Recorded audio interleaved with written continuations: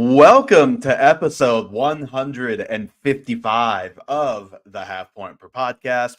I'm your host, Evan Riggs, joined as always by my co-host, Dalton Willie, and our producer, Johnny Pham. Guys, I don't know what it was just there. The intro sounded a little more crisp on StreamYard today than usual. I don't know if that was just me, but like we're reared up, we're ready to go. I didn't get an intro, but yeah, we are here. We are week 5, and we are excited. What do you mean you didn't? It was what do you playing mean that whole you didn't time. hear it? It didn't play for me at all. It was just silent. Okay, that's just all-time gaslighting right there.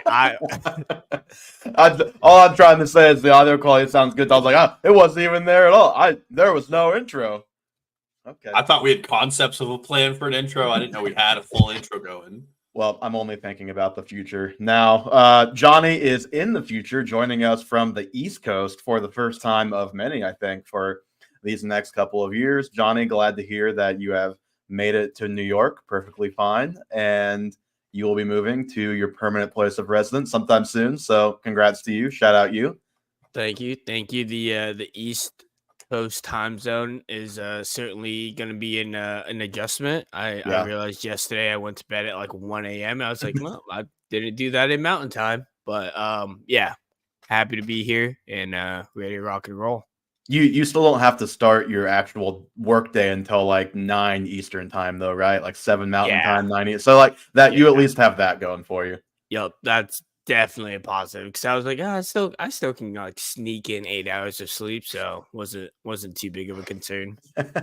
8 hours of sleep. What's that like? Dalton, the people want to know how are the swim lessons going? You've had, I think, 2 since last we spoke.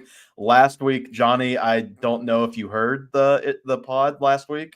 Dalton was waterboarded at swim lessons last week, so can't wait to hear what we have in store. I feel like he said this so many times that his instructor's waterboarding him to where I just don't believe anything he says from these supposed lessons.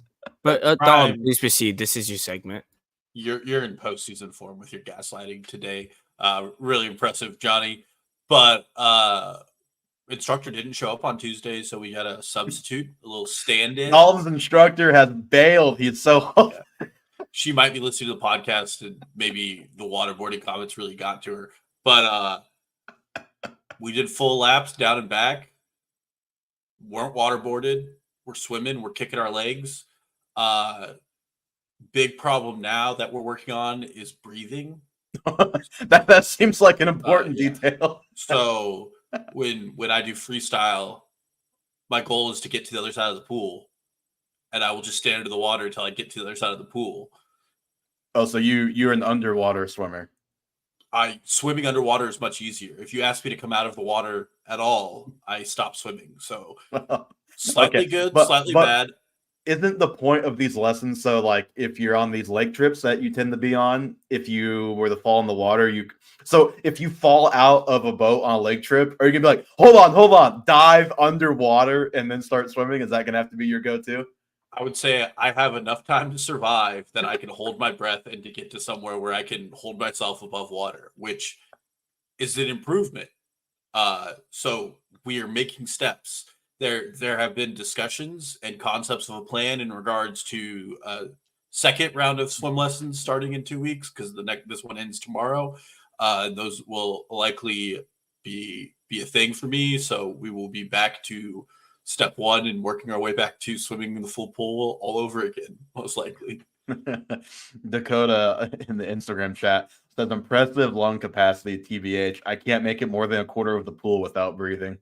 So got that going for you. There are a lot of heavy breaths at the end of each one, probably more so than I should be having at my age. Have you seen the TikTok where it's like I asked my Gen Z coworker to edit a video for me, and it's like a middle-aged guy. He's like a car salesman or some kind of like marketer where he's talking, where he's trying to sell something on camera. The whole video is just him taking really deep breaths like before every take. I feel like that's probably what you sound like when you get into the pool. Well, the good news is for you guys, not for me. Okay. The new instructor, who would be my next instructor that substituted in, he was telling me when he does swim lessons, sometimes he'll videotape people so they can see what they're struggling with. So we may or may not have podcast footage of me swimming. Look, if we can get footage of that, I haven't done it yet, but once we are to the end of your lessons, I am going to make like a super cut, like 90-second video of this. So if we have some footage to put over the top of that, I mean, I feel like Kathleen could probably help us out with that too. But She won't be in the next round of lessons. I think she might find a way. I hope not. Kathleen's family, if you are watching this at your family dinner, this is my call to you. Please get video of Dalton at his swim lessons. But Dalton, it sounds like you are now traded to a new instructor. Davante Adams kind of wants that same thing to happen in the NFL. We'll get to that in just a minute, but we do have a pretty fun episode coming up today. We've got Smoke or Fire, which is just a different way of saying fact or fiction, truth or crap, whatever phrase you want to go with. But we've got 10 topics we're going to run through. But first, before we get into that, we don't have much concrete to say about Davante Adams right now, other than he wants to be traded. We have apparently seen the Jets and the Saints are the two teams that he wants to go to because it seems like he wants to play with a quarterback he's familiar with. I mean, far be it me to question Davante Adams, but I think I would cross Derek Carr off of that list.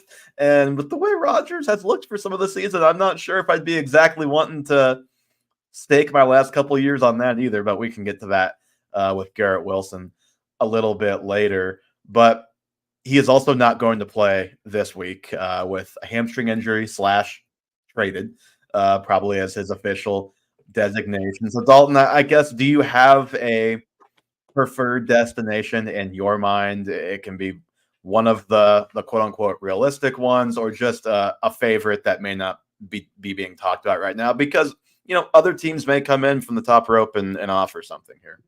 Yeah, I think the one that's been mentioned that I like the most is Dallas, to be completely honest. Me too. I think it's a good compliment to CeeDee Lamb, and they have a condensed enough target tree that he can really come in and take advantage of it and have above average quarterback play. My concern with New York is I think the play calling there is abysmal, and I don't know if it's going to improve just because they have another star wide receiver on that team.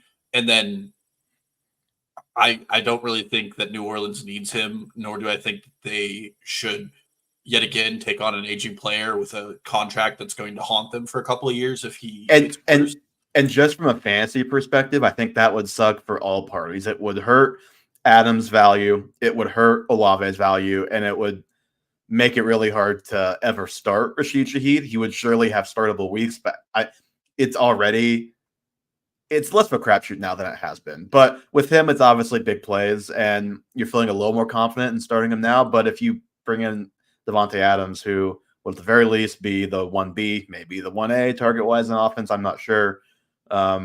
It makes Shaheed almost unstartable probably in leagues. So that one would just be a bummer all the way around, and there's not a quarterback that is being lifted up that you are excited about. so that would be my least favorite of the three that we've talked about so far. No, and there are concerns. Since he's left Green Bay, his ESPN open score has declined every year. Yeah. I can say that part of that I'm going to attribute to the failures in coaching in Las Vegas through both McDaniels and now Pierce. And his reception perception has gone down a little bit too, and he's obviously getting older. But with that said, it is still to the level of, okay, this guy is still one of the best, probably 5 to 10 receivers in the NFL instead of the best or second best to Tyreek Hill in the NFL, which is what he was previously. Yeah, and I would gamble that he's quitting on some of these. I mean, the business decisions comment by Antonio Pierce a couple weeks ago, I think part of it was directed at Davante Adams, and clearly he's not happy there. And that's just so strange because did you ever watch Receiver? Did you watch the Netflix show? That seemed like such the opposite. Like Adams was frustrated last year. Clearly, the show showed us that, but he did not quit, and he and Antonio Pierce seemed to get along pretty well, I would say. So it's interesting that things have kind of gone how they have this year, and even like we have the trade demand that came out through the media, but Adams could have very clearly been a little more forceful than he was on the on the K Adams podcast. He's been pretty professional throughout. So it's just been a weird situation. I think the other team, from a Chiefs fan perspective, I would not like this, but from a fantasy and a real life perspective, I think the Buffalo Bills are the other clear team that makes a ton of sense. Now, I don't know salary cap wise how realistic or not it is. I think if a team trades for Adams, they're on the hook for about $13 million of his salary this year. But I do think the bottom line, unless he goes to New Orleans, I find it, New Orleans may not even be it may be about the same for him, maybe a slight downgrade. I don't think we're going to see much of a downgrade, and probably in most cases, you're going to see an upgrade in Devontae Adams' fantasy value if/when he's traded. Yeah, the concern is how long it takes for him to get traded. I would also say, I don't know if I would consider the Jets a net positive. And that one seems to be the runaway favorite. I think it could get really ugly in New York if him and Garrett Wilson and Breece Hall and Alan Lazard are fighting for targets on that team. And I know Alan Lazard is not in the same skill set as either of those players, but I don't have strong faith in the play calling occurring. 18% target share for Alan Lazard so far this year. Have that in my notes for later. That's terrible. Speaking of Garrett Wilson, we do have a question in the chat. Would you trade Garrett Wilson for T. Higgins, Brian Thomas Jr., and Travis Kelce? Redraft PPR. I would say the answer to that is pretty emphatically yes. The only way it's a no is if you're in such a shallow league that you have to drop two very good players, and you have to think about, okay, do the drops make this trade a 3-for-3 a lot more, like that. That's the only thing. But otherwise, that's pretty much a home run. Like T. Higgins, very involved still in his first couple games. Brian Thomas Jr. has been awesome. I know the Jags have not been, but he has been. And then Kelce still doesn't have a touchdown, but he was, I think, tight end 2 without a touchdown last week. So, and obviously Rashee Rice out for an indeterminate amount of time. So Kelce probably going to be peppered with more targets now. Yeah, JJ Zacharyson on his mailbag show today said he would trade Garrett Wilson straight up for Brian Thomas Jr. in a redraft league. So really, see, I don't know if I agree with that, but that makes this a no-brainer. Obviously, yeah, it's a slam dunk win if you do that trade. Okay, we will stick in Kansas City for the first part of this show, but we'll go to the backfield. Dalton, Kareem Hunt. So he saw his first action last week. Did not get on the field really until the second quarter, late first quarter, but Carson Steele fumbled, and then it was pretty much the Kareem Hunt show after that. Clyde Edwards-Helaire, I believe, is eligible. I have not seen if he will be playing this week, but eligible to be they opened his 21-day window. Open his window, so we'll see if he plays this week. I would think, I don't know how much he's been practicing, but he's not working his way back from injury. He's, was having mental health issues. So fitness would be probably the main concern as opposed to actual health. And for me, smoke means like mostly false. Fire means like mostly true.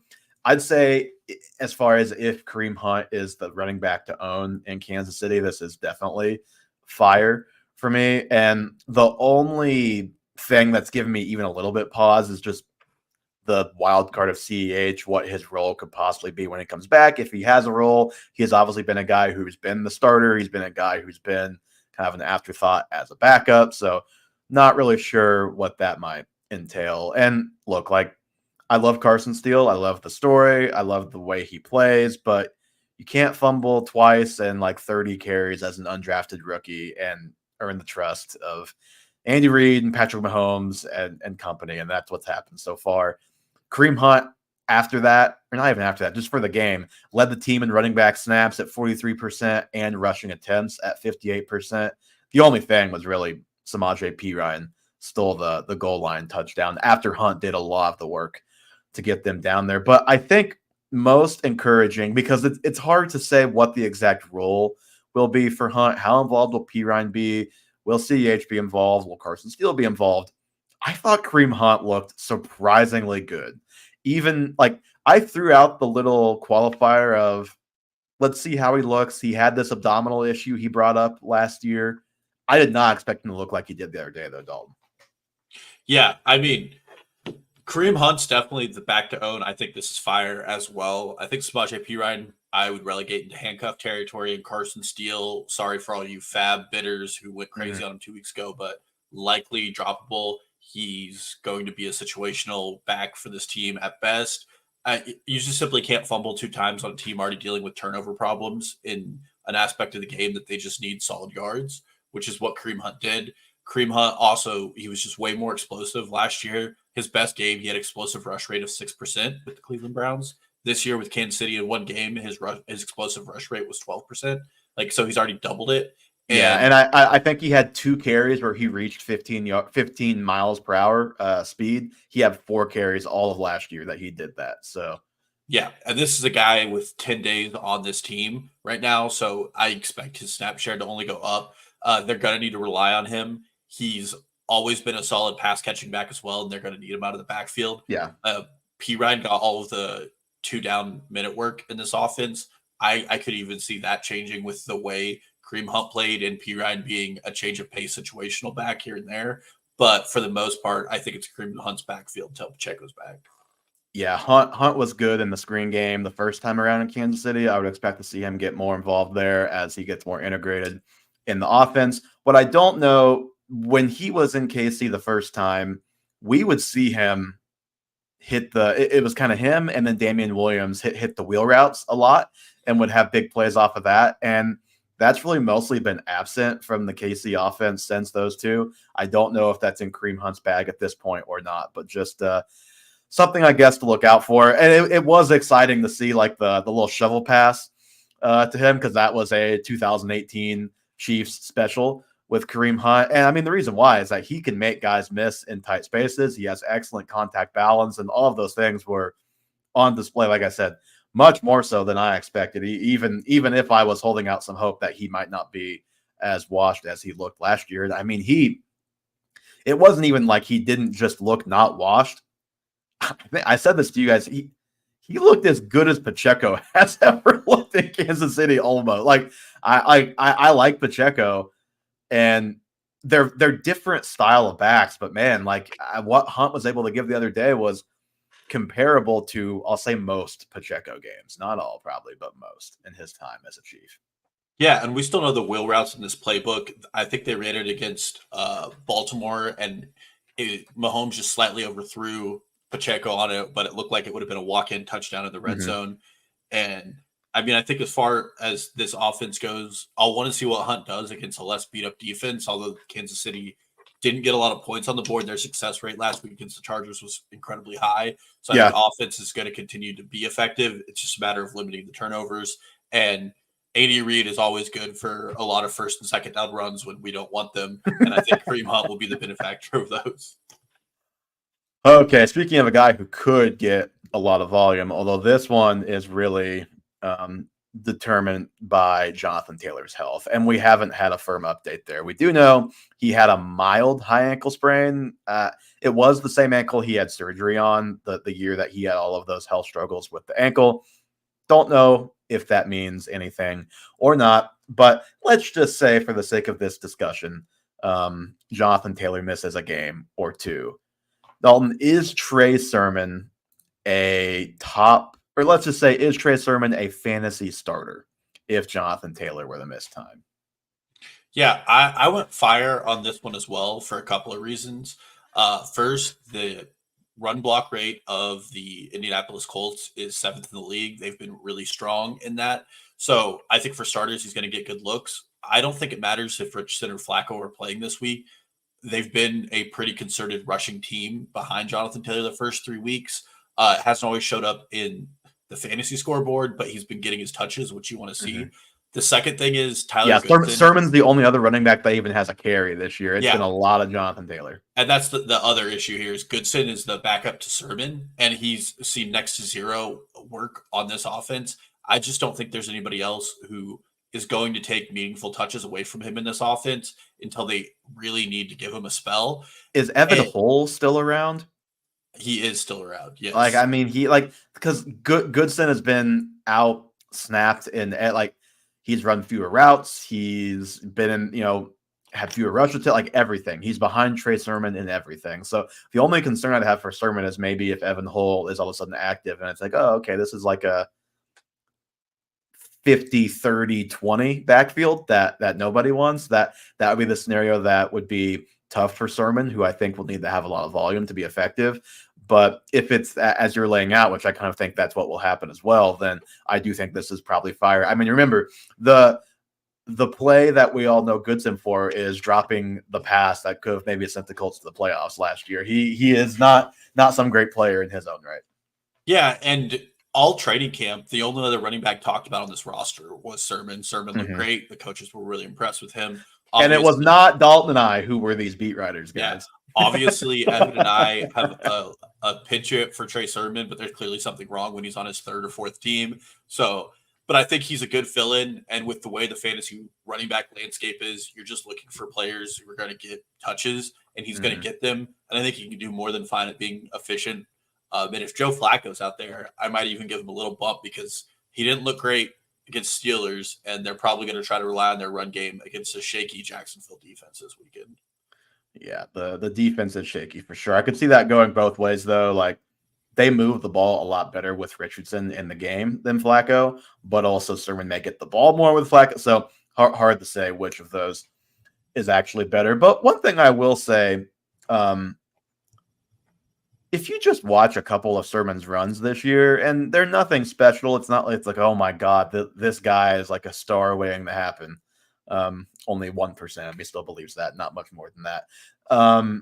He still will have these flashes on these runs where it's like he'll have a jump cut or make a guy miss, or it's like, okay, you can kind of see some flashes of a pretty solid running back in there. So I will be very curious to see what he's able to do with this chance. But yeah, I do think that if you picked him up on waivers and you're in a spot where like this is, maybe it's just me, I don't know how heavy of a bye week this is, but I have every player on a bye week in our dynasty league this week. There are guys on bye this week, like the Lions are on a bye. The Eagles are on a bye. The Chargers are on a bye. So those are a lot of pretty usable running backs like there. And then, of course, you have the injuries. So I do think this week you're starting him. And then I don't know the bye situation next week. But I could see him being a couple week fill-in start type of guy. Yeah, no, I definitely think he's a player we're starting. He'd rank in the top 30 running backs, maybe even the top 24. I'd have to take a closer look at my list before I confirmed it. But if he is the standalone on this offense, I think he can deliver you like a good RB2 performance. Yeah, agreed. Okay, we mentioned Garrett Wilson. We mentioned the Jets earlier. It's time to actually talk about that. So smoke or fire, Dalton. Garrett Wilson will not live up to preseason expectations as a round 1 or early round 2, depending on your draft pick. So I went with fire here. I think the process with Garrett Wilson was right, but some of the concerns we talked about in our preseason debut about this Jets offense have kind of come to be real. The first of those being that Nathaniel Hackett's not a good play caller. And for whatever, the rain be damned and Denver's defense being good, what the product on the field by the New York Jets was not a product anybody was expecting in the preseason if you were drafting Garrett Wilson in the first round. Like, that's not an outcome from an Aaron Rodgers-led offense that you expected. It was incredibly bad. And the worst part of the entire setup is that Garrett Wilson is not getting spoon-fed the targets we were expecting. Over the last 3 years, he has less targets through 4 games than either of the 2 years. He has less yards than either of the 2 years. His yards per route ran is down. And then if you look at his next-gen stats route tree, he's running a lot of goes and a lot of deep curls. And that's not even what Garrett Wilson's been good at with us for the last couple of years. Like, when this offense was consolidated and bad, he was running slants and they were just trying to get him open in space. And he's not doing that right now. And Aaron Rodgers is changing the plays at the line of scrimmage. And I can't believe that a lot of these screens aren't checks by Rodgers at this point to Allen Lazard. Like, Allen Lazard has 6 catches that are screens. Look at that. It's not a good route tree. No. Before you keep going, this was Garrett Wilson in a game last season. This is like you're at least getting some over the middle. You're gonna be alarmed when I show you this season's route tree. Not this season, but against whoever they played in week 4. The Broncos. Yes, the Broncos. I'll show you that in just a minute. But yeah, I'm going small amount of fire here. I mean, you mentioned the Hackett not being a good play caller, good coach. For those of you who did not see, Garrett Wilson had this to say yesterday. This is from Rich Samini, who, let's give Rich full credit here. He is the ESPN reporter who covers the Jets. He says, I don't think we do a lot of different stuff, to be honest. I watch football on Sundays, and I see a lot of teams mix it up and stuff like that. I don't think we do that. I think we know our identity. It's just about going out and executing it or figuring out if it's going to work. I don't think we're trying to do a lot of different things. I know personally my route tree hasn't been what it has been the last 2 years as far as the stuff I've been running. It's just about figuring out if it's the right identity and whether it's going to win games. I mean, Dalton, that to me sounds like a guy who is very politely saying he's not a fan of his usage and his offensive coordinator right now. Yeah, well, as an entire aside, Brees Hall came out and didn't have happy comments about the coach. I didn't see that one. He said, I'm one of 11 people on the field. I'm just trying to do my one of 11th part. And if the calls don't come my way, they don't come my way. It's not this is Jacksonville Jaguars locker room vibes right now where they're upset. And you also have a quarterback who took half the preseason off to go to Egypt. And there was a very vocal Garrett Wilson about that. That is so miserable. So this is against the Titans this year, not the Broncos. But yeah, this is one of his games this year. I know it's cherry picking because it's one game last year, one game this year, but just the lack of variety and the lack of trying to get this guy open down the field is just kind of a problem. And I know that Rodgers has said teams are game planning to stop him. And so 2 things about that. Number one is I think Garrett Wilson's like separation scores and all of that are still in the top 10. So he himself is still a very good player, still getting open. It is possible that teams are shading to him in such a way that it still is making those throws uncomfortable for Rodgers compared to other options, aka his 18% target share, Allen Lazard in this offense this year. But I think, the Hackett concerns we always kind of had.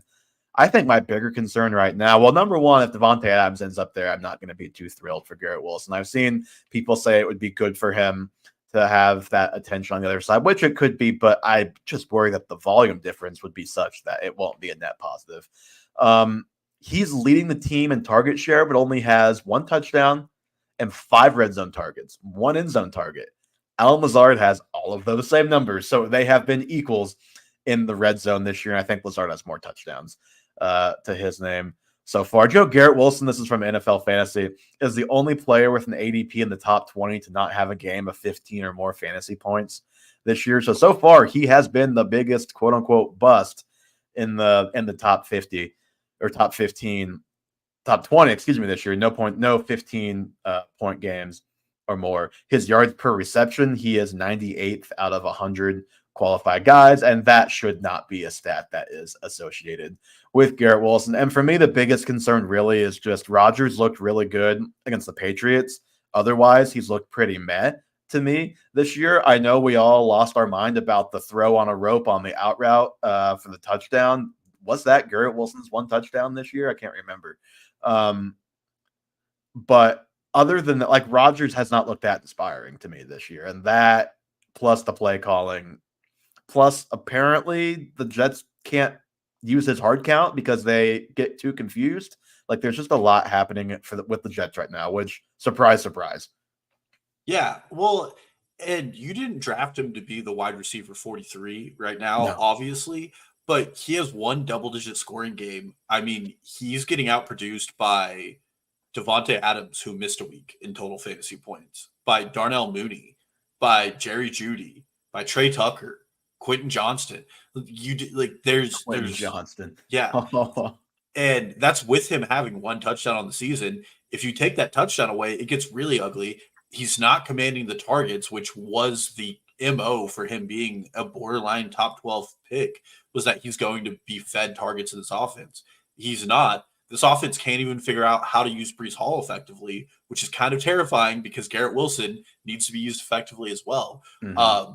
I would say it's pretty doom and gloom for the Jets, especially considering they have now had 1 offensive line injury and we really needed their entire offensive line to stay healthy, to stay a kind of a high top 15, top 10 productive offense. So I mean, I think there's fire to it. I'm not a big fan with starting him for the next week or two until we see this Jets offense put something up that's not against the New England Patriots.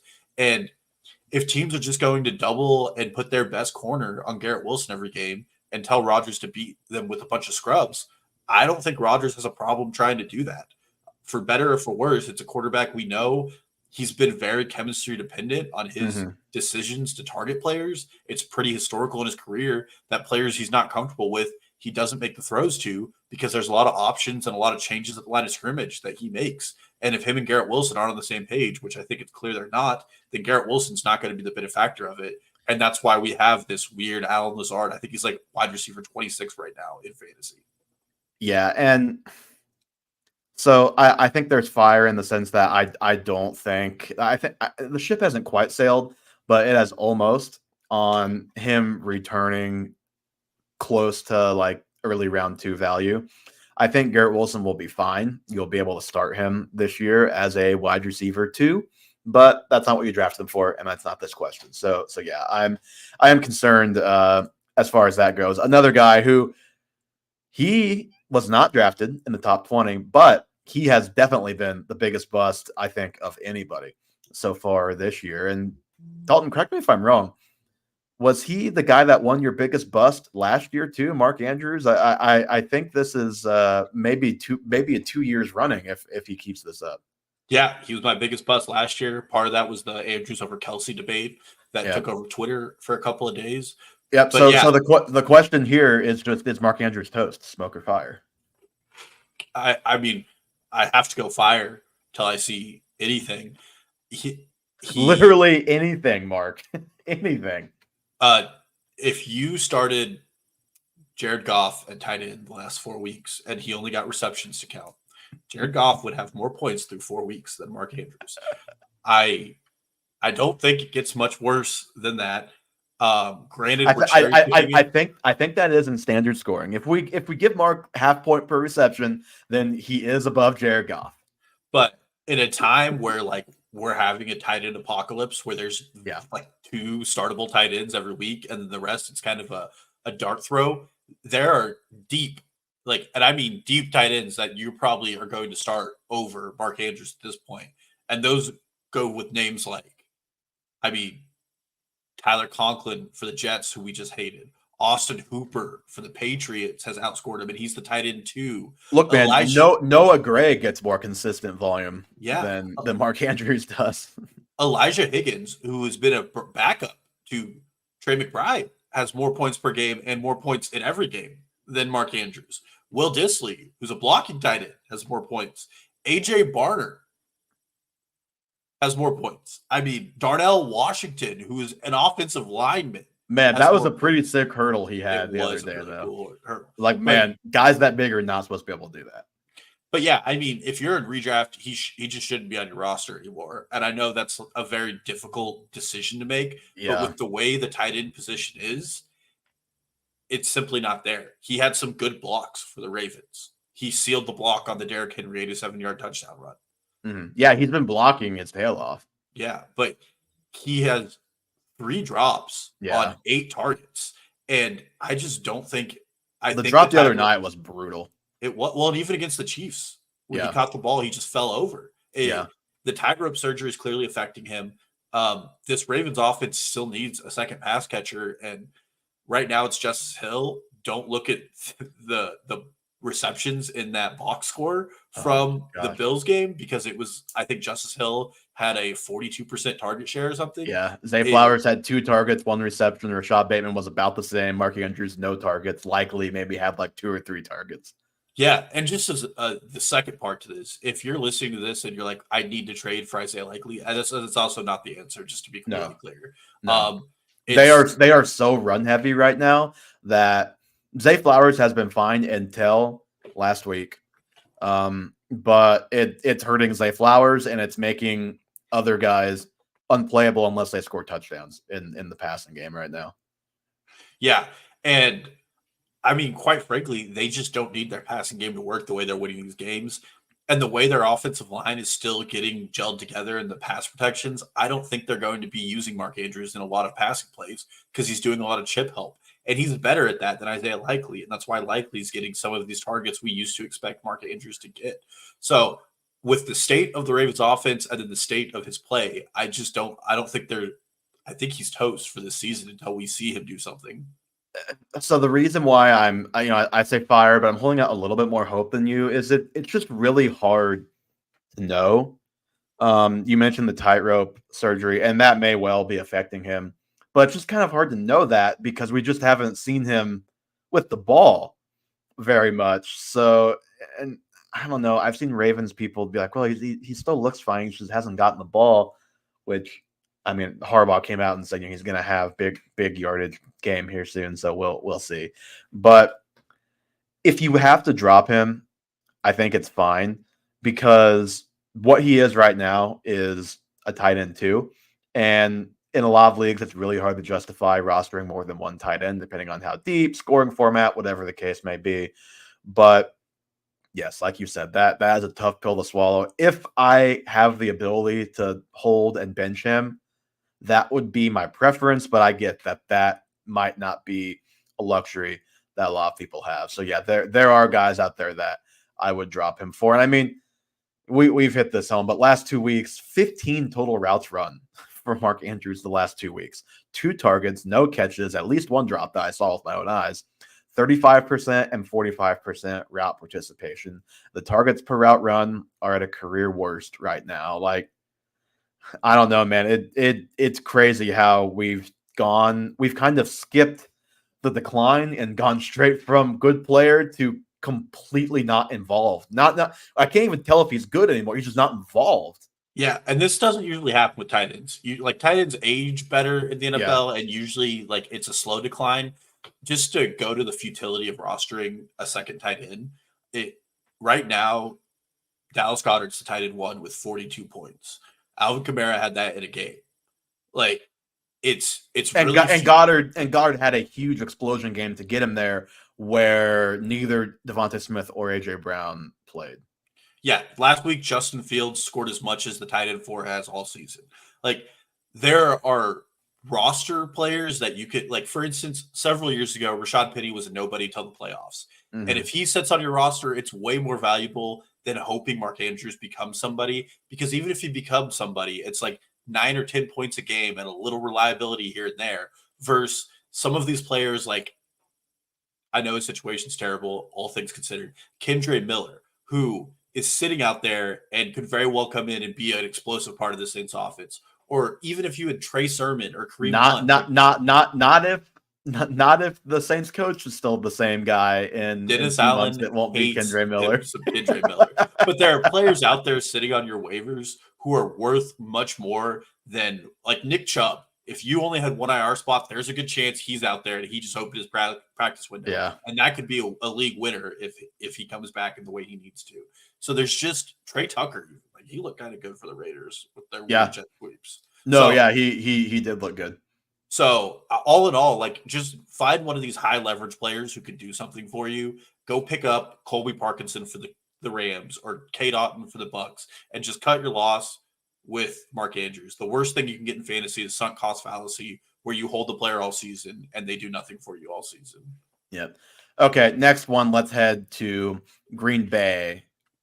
Is the Jaden Reed and Dontavian Wicks takeover finally here? Smoke or fire? And I'm going to cheat and give 2 different answers to this one. For Wicks, I'm going to say this is smoke with there's flickers of fire in there. It's like someone's trying to light a match and just can't quite keep a light. With Jaden Reed, I think it's a full-fledged fire. So let's start with Dontavian Wicks. He has 3 games in his career where he has a 70% route participation. I'm sure you saw the same stat. You're nodding your head. His fantasy points in those games are, I'll round up here, 16, 24, and 24. And the most recent of those came just this last week.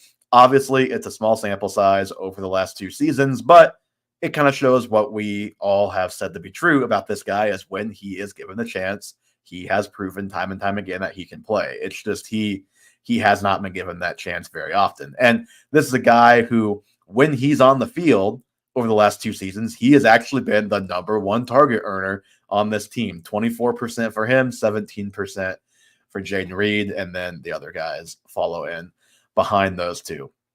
The thing is, we've kind of, again, I said this, we saw it last year. We've kind of seen this before with Wicks, where he gets the chance, plays well, and then just kind of goes back to business as usual when Christian Watson or whoever is injured comes back. And I think there's still a chance that happens. There's also a chance that he is the wide receiver 2. I've seen people say that he might be the best receiver on this team. I think Jaden Reed is kind of proving himself to be that guy through 2 weeks, but I think there is a world where either of those things can happen. And so I'm just not ready to dive fully in on Wicks, but I am starting to get a little more intrigued than I was even before the season, because we just saw it happen for him. And then real quick for Jaden Reed, like I said, full-fledged fire.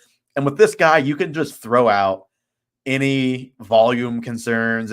Like we've been hearing it since last season.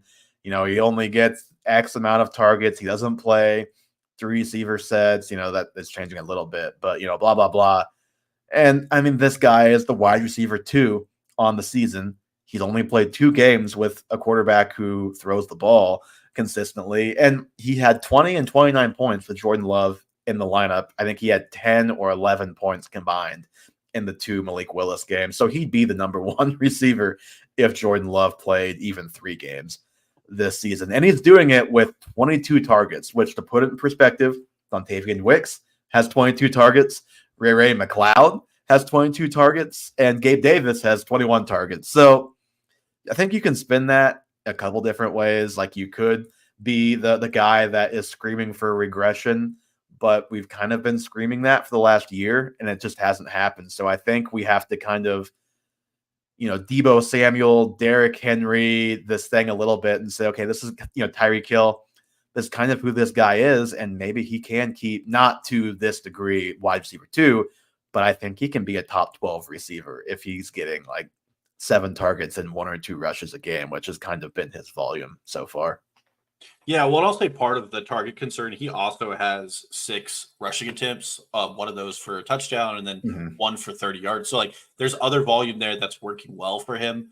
I went smoke here, but the smoke is really similar to your feelings on Dontavian Wicks.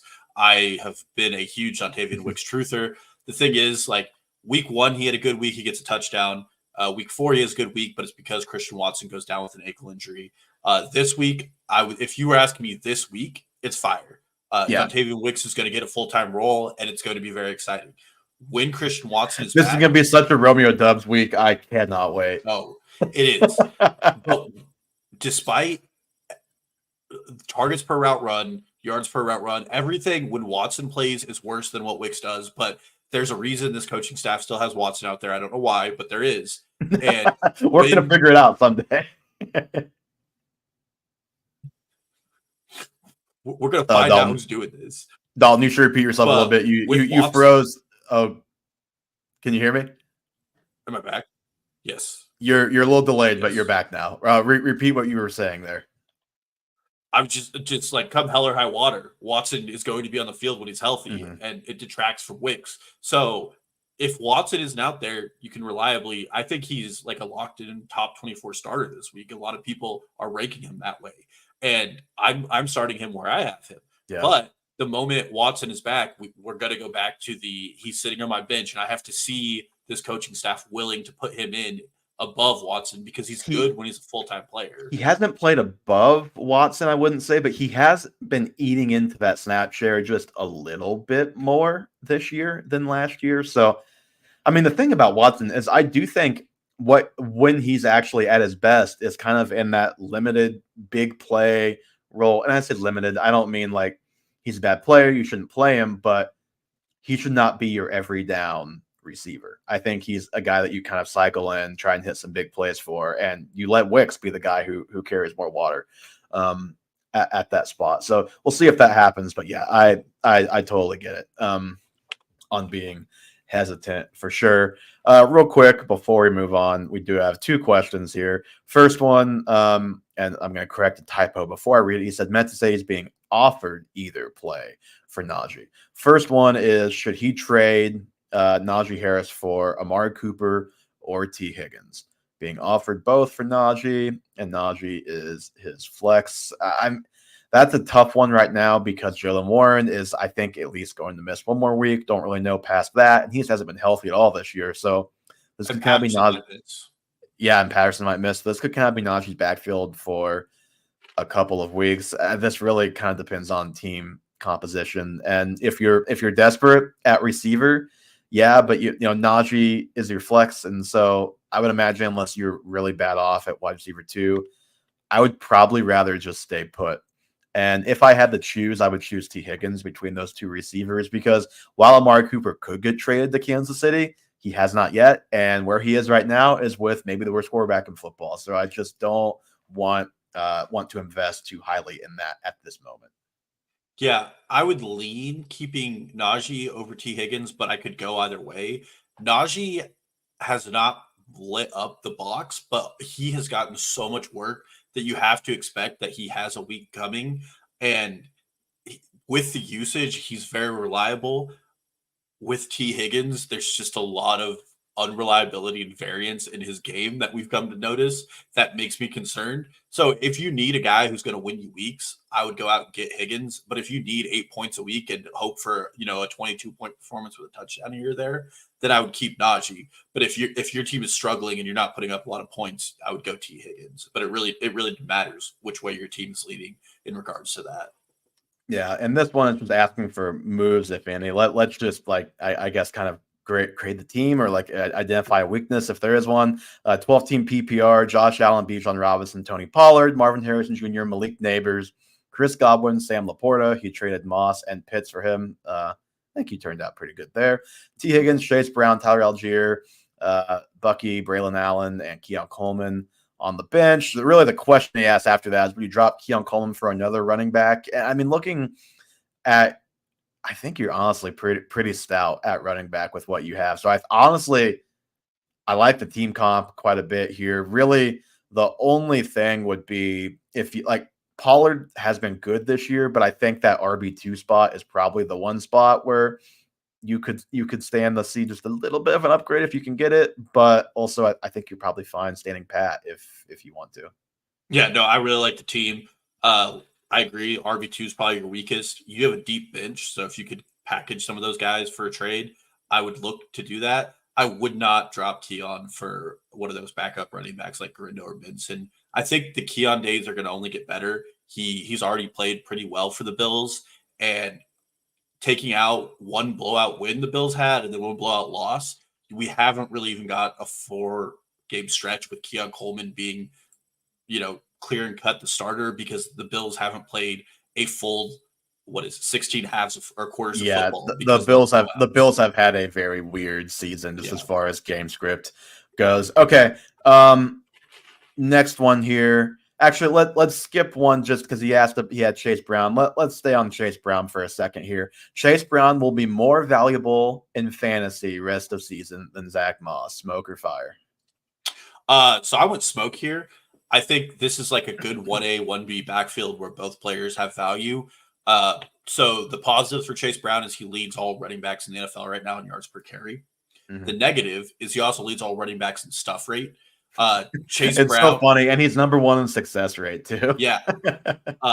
Chase Brown is like your archetypical, really, really good RB2 that the team has in the RB2 slot, and fantasy managers scream for him to be the RB1 when he wouldn't be good in that slot. Zach Moss is not exciting. I'm not going to pretend he's exciting, but he does the small things right. He's going to get them 4 yards when they need 4 yards. Chase Brown could get them 20 or he'd get them 0, which is why his usage is a little different than Zach Moss. Yeah, and I wish I had the clip, but I saw it earlier today. There's a play in last week's game where Zach Moss basically destroys a defensive tackle. Yes, in pass protection. He's obviously being held by a lineman, but he goes and just takes the D tackle out of the play. Burrow gets pressured elsewhere. Burrow reverses field, scrambles, and throws it to Zach Moss, and he gets 20 yards. And that's what Zach Moss can bring. And that's why right now the pass protection snaps are 28 Zach Moss to Chase Brown. And that is why Moss will probably continue to lead in snaps as you're kind of laying out right now. Yeah, and Moss hasn't been bad. Chase Brown has just looked better if you're only looking at a couple of stats here and there. And I mean, we have this issue every season where the backup's outperforming the starter. There are people thinking that Braylon Allen should get the snaps above Breece Hall. That's not and that's crazy. Yeah, and Tyler Algier has looked better than Bijan Robinson. And no, Zach Moss is not on the same level of any of these players, but teams are just deploying more committees, and I think you can confidently start both players. I would still lean toward Moss because I think he always is going to have field work. I need to see another 1 or 2 games of them giving Brown that 40% snap share before like I'm walking away putting him in my lineup. But he's certainly worth having on your roster. And certainly if he's on your waivers right now, he's worth putting on your bench because he's going to be explosive. And he has what Moss doesn't have, which is like weak winning upside. We saw it last year, one snap, he took a ball to the house and had like 20 fantasy points all in one play. Well, and last week he had 23 points. So for right now, I'm going smoke. But this is another one where like if I see 2 more weeks of similar usage, because this has been a weird season. Week 1, it was like, oh, the Zach Moss victory parade. Chase Brown's not even playing, which even I, who and you, who were pro Zach Moss in the offseason, thought that was a little bizarre. And we have slowly, I mean, his snaps have gone, from 18 to 23 to 53%.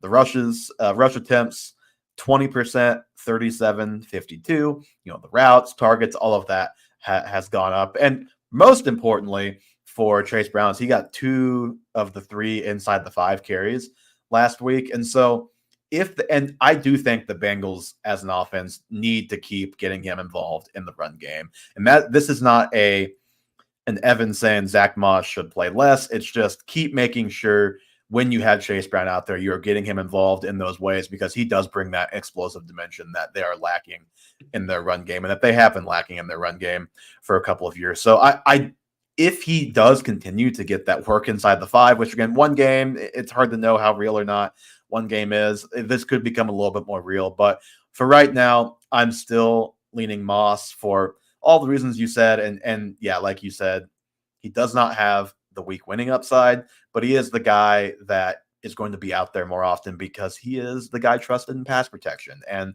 the guy who's going to like that entire 2-minute drive to end the game. I think Zach Moss doubled his output on that last drive because he caught like 3 dump downs and scored a rushing touchdown inside the 5. Those are valuable times to be out on the field for a running back.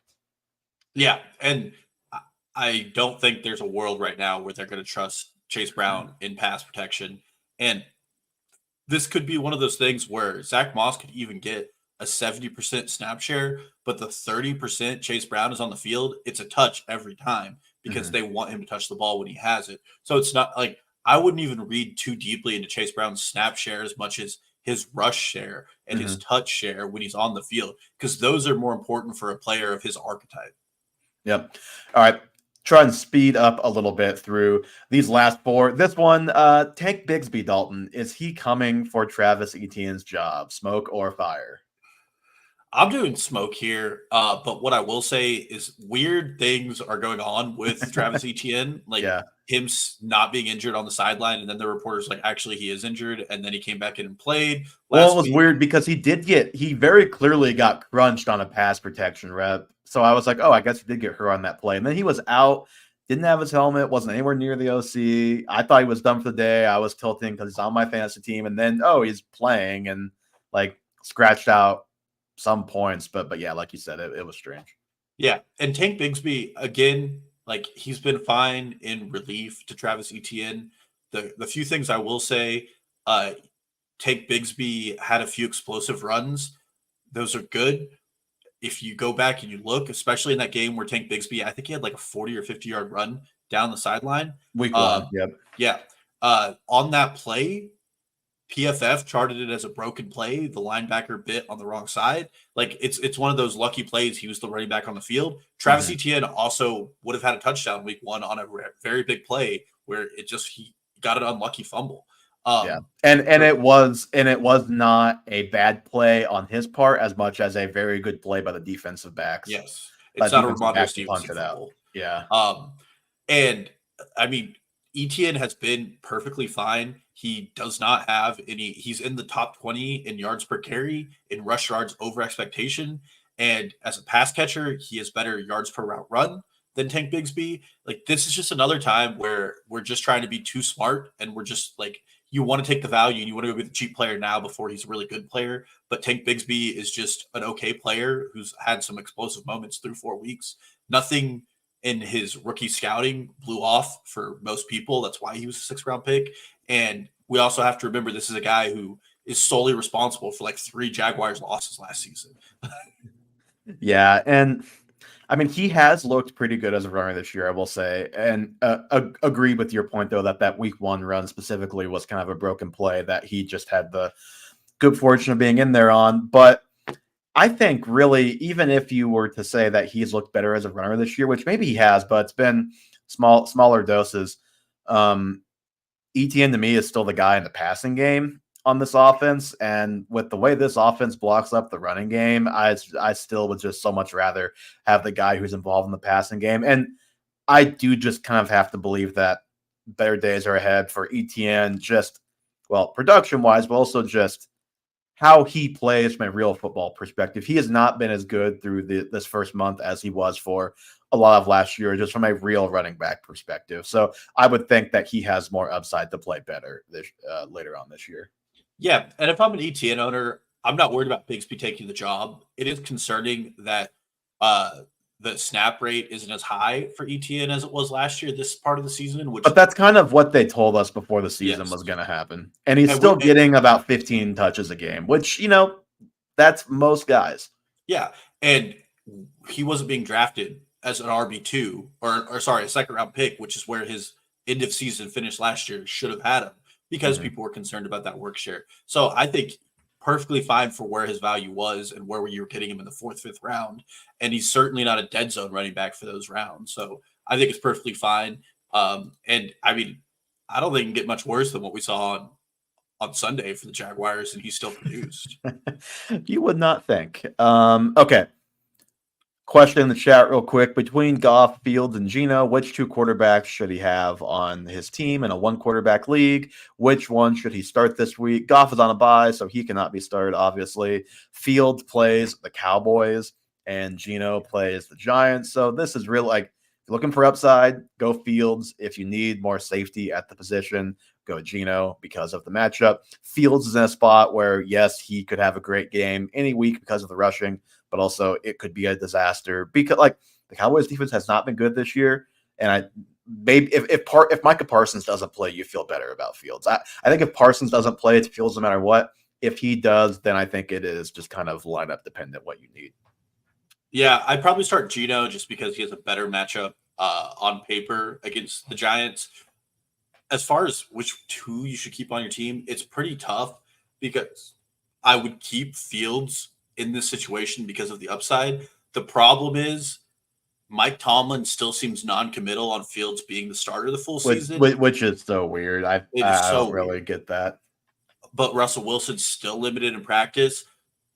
You have a few bad turnovers in a game they barely lose that I don't really think the game was on Justin Fields to lose. I think their defense didn't show up for most of that game when they rely on them to, and they have a pretty consolidated way they like to play offense. But if I could tell you confidently Fields is a full-time starter the rest of the season, after this bye week, it would come down to dropping Geno or Goff, and I'd probably drop Geno, because I feel more comfortable about the Lions' offensive environment than I do about the Seahawks sustaining. Just credit to Geno, who's been very good. He does have, through 4 weeks, the lowest off-target throw rate of any quarterback in the NFL right now, and has looked very good as well. But I think there's more touchdown upside with Jared Goff than there is with Geno right now because their run game in Seattle has been so strong, and the Lions are way more creative on offense than the Seahawks right now. Yep, agreed with that. Okay, really quickly, let's buzz through these last 3. A couple quarterbacks here to start off. We'll start with Patrick Mahomes. Smoke or fire, Patrick Mahomes not startable without Rashee Rice, which we do not know how long that will be. Seemed like a torn ACL. Now we are, I guess we'll just say unsure. We'll find out when we find out about that. I'm still going to say this is smoke.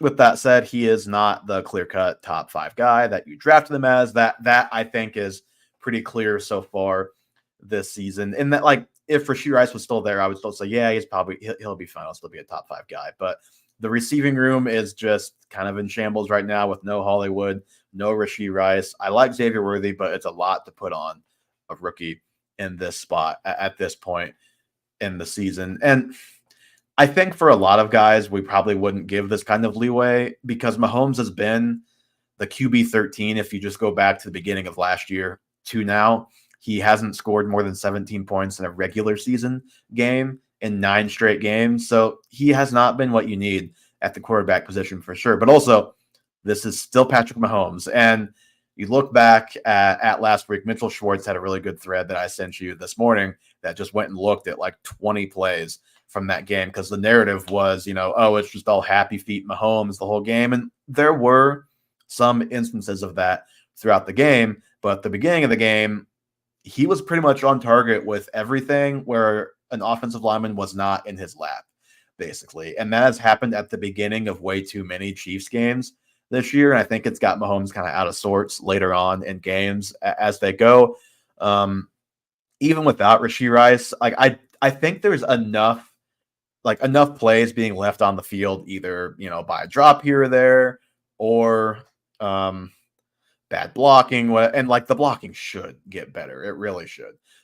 There's enough that's been left out on the field where I do still think Mahomes is a pretty locked and loaded top 10 quarterback rest of season. Yeah, I'm actually going fire here. No. So you and I got a little upset over somebody screenshotting Mahomes finishes through last season. And I mean, they're pretty poor. And we talked about how part of that was because of the wide receiver play. I don't know if that's going to get any better now without Rashee Rice.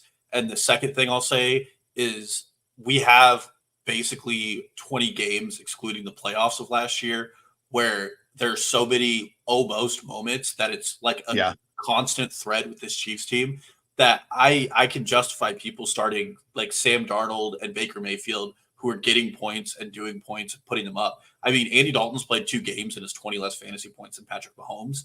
And I'm not going to tell you to start Andy Dalton over Patrick Mahomes, but I'm sure there are people struggling with that decision. Yeah. And not droppable. For sure, not droppable. But I don't blame people, and I would probably be one of these people who would bench him for somebody else. And I just need to see this offense do what we expect of it, which through 4 games, they really haven't done a lot of what we've expected from them. Yeah, and they started off great against the Ravens, and then it went downhill kind of from there. And so I think a couple things. I think number one, I think Xavier Worthy is ready for a bigger role in this offense, and I think that's going to happen. So I disagree with people saying that all this Rice injury does is just give Kelsey more volume. Doesn't matter, like there's nobody else startable. I think Xavier Worthy is a starter in most leagues at this point with the way things stand right now. Number two, I'm just under the assumption that the Chiefs are going to trade for a receiver if Rice is out super long term. So I do think an upgrade is coming to the room at some point or another this season. And number three, I also think, and we saw this last year, we might see a little bit of an uptick in Mahomes' runs, just given the state of the receiver position on this team right now. He had a career high rushing yards and rushing attempts and yards per game last season. And I mean, we saw him have to grind out a lot of games that way last year, and we may see that a little bit this year. The thing last year is he had 0 rushing touchdowns despite all of that.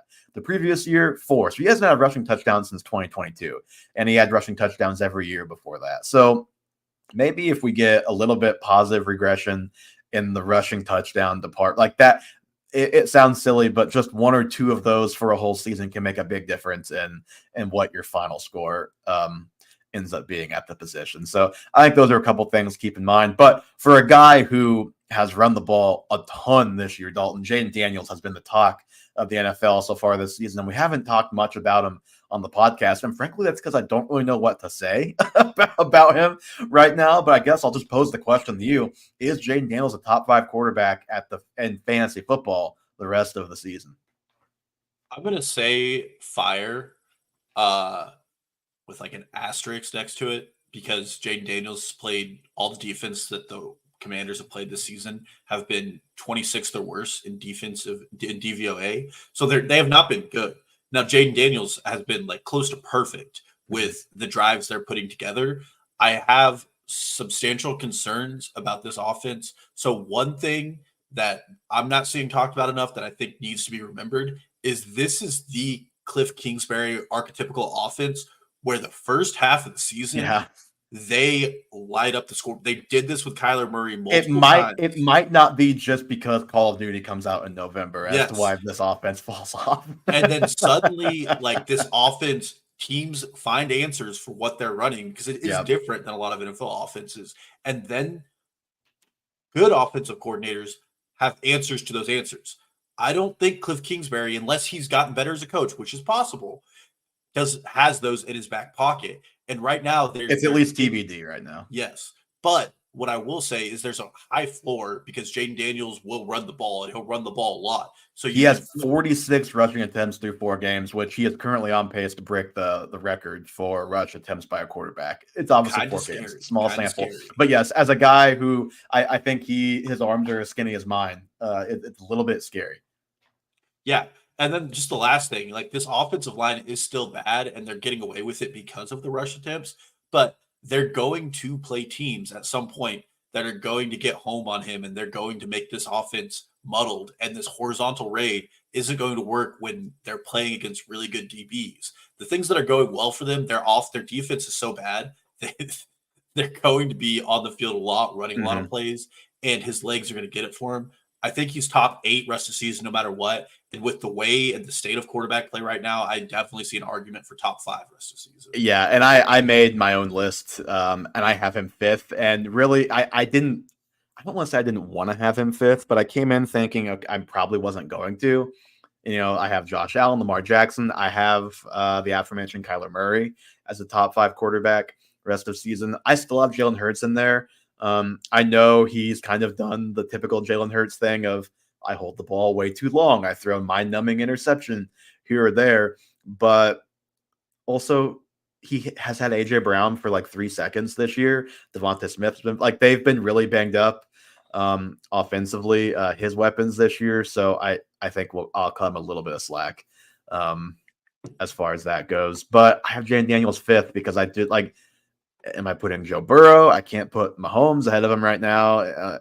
Like Anthony Richardson, I can't do that. Obviously, like are you going to buy into Baker? Like I'm not buying the Baker Darnold. I'm not putting Dak quite that high. I think he is 5th, even with the concerns of can he hold up with this rushing volume, and will defenses catch up to this offense? Okay, real quick before we jump to the last guy, and we'll be very quick on DJ Moore and then get out of here. Do have another question from Lucas in the chat. He is asking, flex options are Pittman, Jamison Williams on a bye week, obviously, and Najee Harris. So quick outlook on Michael Pittman, and should he start him over Najee? Dalton, you have Michael Pittman on your team. Why don't you tell me how you feel about him right now? Because I am not feeling very good. He had a good week. Yeah. Couple of things I'll say. One, really frustrated that when Anthony Richardson looked like he was not a subcompetent passer, he got injured because he had the offense on 2 straight touchdown drives. And in that, Michael Pittman had 60 of his 100 yards from Andy Dalton or from Anthony Richardson. So anybody stat watching and think that Joe Flacco is better, it's actually not. He had worse output with Joe Flacco on the field. I think the Josh Downs ascendance back into this offense is actually good news for Michael Pittman because Josh Downs is doing some of the underneath work, and now we're getting intermediate routes out of Pittman again, which are his bread and butter. I would start Najee Harris in this situation for a couple of reasons. One, there's just a bona fide floor with Najee I feel comfortable in that Pittman doesn't really have. Pittman leads the team in target share still. That has produced like 4-point games despite leading the team with 9 or 10 targets. Still a very good player. Still, there's just more time needs to be put into this Colts offense before anybody but Jonathan Taylor or Trey Sermon are starting to be completely even in Richardson. I'm throwing him in that bag of like guys you probably can't start till we see a little more. Yeah, we have named a lot of guys that you have to see more. You're going to have to start some of these guys, unfortunately, I think, in a lot of leagues. Okay, we do have a trade question in chat. T-Money, we will get to that at the very end here because we do have DJ Moore conversation coming up right now, actually, to close us out. DJ Moore, Dalton, smoke or fire on him being a wide receiver to rest of season? And I will start. I'm saying this is smoke. I think he's going to be okay. Caleb has not been super accurate on deep ball stuff, but I think he's been pretty good and getting better over these last couple of weeks, doing a lot of things like calling out protections and just making the right reads that you'd like to see. I think the deep ball accuracy will come, and we will eventually, like, we really haven't seen the Caleb Williams scramble drill into throws happen too often yet. I think we will start to see more of that. So I think he'll be okay. I don't think he's going to be like fantasy okay for this year, but real life enough to support DJ Moore. I think he'll be okay. And I think people are just getting too carried away with the DJ Moore stuff as far as like, oh, he's pissed off on the bench. Oh, he said this or that. Like, people are getting mad about something he said today, but if you watch the video, he was laughing while he said it. It was about how the ball better come back to him because he had the linebacker on him in the end zone when he scored a touchdown. People were taking that one at face value without watching the clip. And I mean, we've talked about DJ Moore. I think he's a very, very, very good player. And I think Caleb Williams will continue to get better. And I just think DJ Moore is a guy that can overcome a not ideal situation and be a wide receiver too, because that is all he has done almost his entire career. I said smoke here, but I didn't feel confident about it. Shane Waldron is killing wide receivers. That is the concern. It is a major concern. His route tree matches up really closely to Jackson Smith-Njigba's, which for what a rookie did last year is kind of weird to do that with DJ Moore, who's kind of been the elite of wide receivers in the NFL. And the bigger concern I have is that Shane Waldron does not seem to care to call effective routes. The Bears lead the NFL in screens called to tight ends. I couldn't tell you why, especially looking at their tight end group. It's not like Brock Bowers or Travis Kelce are in that room. And none of this is about Caleb Williams, in my opinion. I think he's done just fine, probably better than most rookies do in his situation. Yeah. I have significant concerns with the volume he can get when all three receivers are on the field. And then I just have concerns that they're not setting him up with routes that he excels in and that he wins in. So he's a wide receiver too, but he's like 20 to 24 for me. So Worthy or DJ Moore rest of season? Xavier Worthy? Yeah, that was his last trade question, was Worthy for DJ Moore. Oh, still DJ Moore. Yeah, I love Xavier Worthy. Yeah, so you should trade Xavier Worthy for DJ Moore if that's an option. Real quick, his actual trade question was he got offered Jalen Waddle, Jahmyr Gibbs, and Ladd McConkey for James Conner and DK Metcalf. His roster is also in the chat, Dalton, if you want to look at it. I say, regardless of roster, I'm taking this trade. And, I love James Conner, but it is never a bad thing to get out ahead of the James Conner injury. Now, will he come back from that injury and play well? Probably, because he does that a lot too, but he literally is good for 4 games a year missed every year of his career. So if like Jahmyr Gibbs, I just think he just has best game, and I think he's going to keep getting better and better because he still is really – he's not doing much in the passing game yet, but we've seen him be very involved there last year. I think just better days are ahead even for him. And then Ladd McConkey having a good start. Jalen Waddle, if Tua is actually coming back week 8, like if you don't have to start him, which I don't think you will based on the roster right away, then yeah, I like the long play on Jalen Waddle. Yeah, I would take the Waddle Gibbs side as well. You're just really leveraging your future. I think Gibbs is probably the best asset in that, first of all. And I'm always a fan of getting the best asset in a trade. And you're getting a 3 for 2.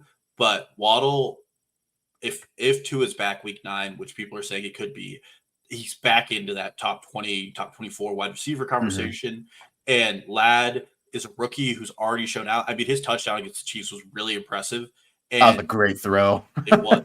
And you want to be on the receiving side of good quarterback play. And you have enough depth at wide receiver that you don't need Waddle to start for you any of these weeks, and Lad can be your throw-in flex play on necessary bye weeks, and you get that out this week. Like Lad then is wheels up the rest of the season, and you have him every week to survive the following buys. Yeah, and he asked if he can get it changed from Waddle to Devontae Smith. Would we still take it? I'd be even more interested. Yeah, I'd actually be way more excited. And I kind of doubt you can do that, but you can certainly give it a try, because I never, always say not in my league, but every league is different. That is going to do it for us today, Dalton, on episode 155 of the Half Point Per Podcast. Give us a follow on Twitter, Instagram, and TikTok at Half Point Per Pod. Join us live on the YouTube at Half Point Per Podcast. We will answer trade questions, team questions, whatever. As you see anything you put in the chat, we will get to. Link to all those things in the show notes. As always, the show is available anywhere you listen to podcasts, Spotify, Apple, all of that. Leave us a 5-star review. Thank you so much for listening, and we will talk to you again next week.